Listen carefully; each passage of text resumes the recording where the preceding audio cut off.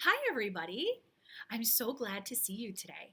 We have a great nonfiction book called House, Sweet House. And it's about, you're right, I'll just let you figure it out.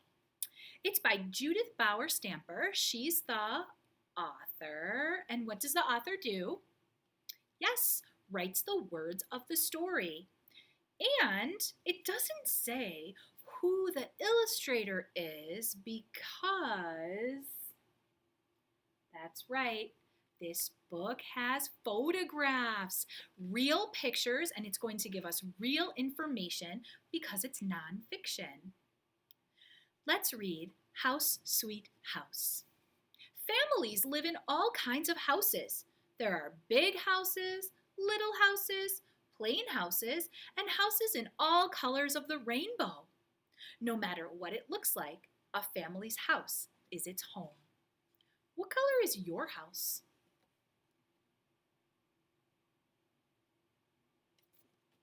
Oh, my house is red.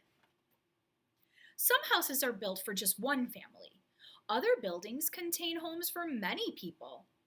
In the city, many families may live in one tall apartment building. In a small town, families often live in separate houses with neighbors nearby. That's right, that's a suburban community. Nice connection. I grew up in an apartment building.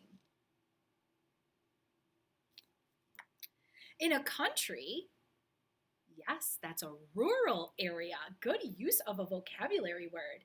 A family living in a farmhouse might be the only family for miles around. Yeah, not a big population in a rural area. We might add that word to our vocabulary list. Houses come in different shapes. Some are square, some are round, and some shapes are a surprise. An A-frame house has a long sloped roof that goes all the way to the ground. A-frames are often built in snowy areas because the snow slides right off. That is a cool house.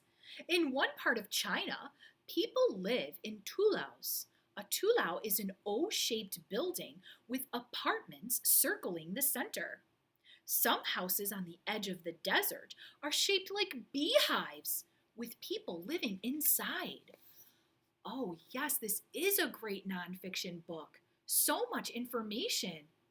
I did not know that people in the desert lived in a house that looked like a beehive. People sometimes build houses out of whatever they can find close at hand. In rocky places, people gather up stones, stack them on top of each other, and make sturdy houses that last a long time. That's a good question. What does sturdy mean? Look at that house made of rocks. What do you think sturdy means? How is that rock house built? It's very strong. Sturdy means very strong. It will last for a long time. In dry places, people mix together mud and straw, shape it into walls, and build houses from the earth. On tropical islands, people turn palm trees into cool leafy houses that let the breeze flow through. Wow, I've never been in a house like that. It is interesting. Oh, your brains are growing. People build houses almost everywhere, near the water, under the ground, and up in treetops. People along rivers build their houses on stilts to keep their families high and dry. That would be good if there was a flood, right? Then your house is super high and away from the water. Good thinking. Some people live underground in houses that are hidden from sight. Other people build houses high up in the treetops to stay safe from wild animals. That's good thinking. I don't want any wild animals in my house, do you? Most houses stay in one place, but some houses can travel wherever a family goes. Sheep herders in Mongolia live in houses called yurts. Yes, yurts. White tents that can be taken down, folded up, and carried to a new place. Do you live in a yurt? I don't. People who live on houseboats can anchor their home at a dock or travel up and down a river. There are even houses on wheels. Families can drive their mobile homes anywhere and have their houses with them when they stop. Look at that. These are fantastic. Long ago in America, houses looked very different from the kinds of houses we have today. Native Americans built houses that fit their way of life. Those who traveled the Great Plains lived in teepees that they could move with them when they hunted buffalo. That's a teepee. Some Native Americans built dome-shaped dwellings out of thatched grass. Settlers who came to America built log cabins from wood. They cut down trees, notched the ends of the logs, and stacked them up to make warm wooden houses. So many different houses. Some houses are famous all over the world because important people live there. The White House in Washington, D.C. is the home of the President of the United States and his family. Yes, I've seen the White House on the news also. Buckingham Palace is the London home of the King or Queen of England. Visitors come to watch the changing of the guard. The Forbidden City stands in Beijing, China, and is now a museum. Long ago, it was the imperial palace of Chinese emperors. I hear that connection. We have read another book about an emperor in China.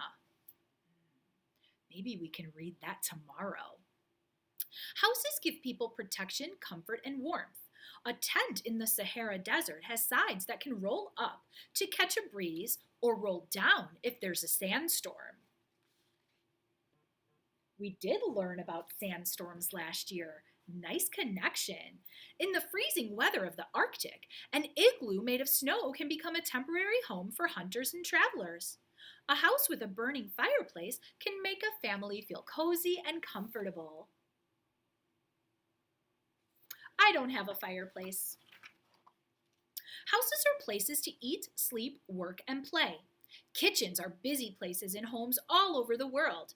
Families make everything from burritos and biryanis to barbecue. I love the kitchen. Everyone has a chore to do around the house. It might be sweeping the steps. Yes! Yes! The little girl in the story that we read yesterday was sweeping her steps. And that was the title of the book, My Steps. Good for you. You might feed chickens or do the dishes.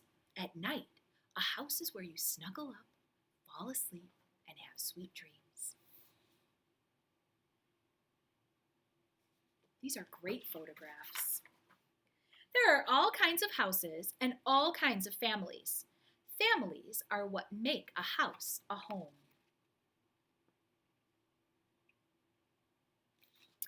What a great nonfiction book! Where do you live? What is special about your house? That's a great idea. Talk about that with your family. Have a great day, and I'll see you tomorrow.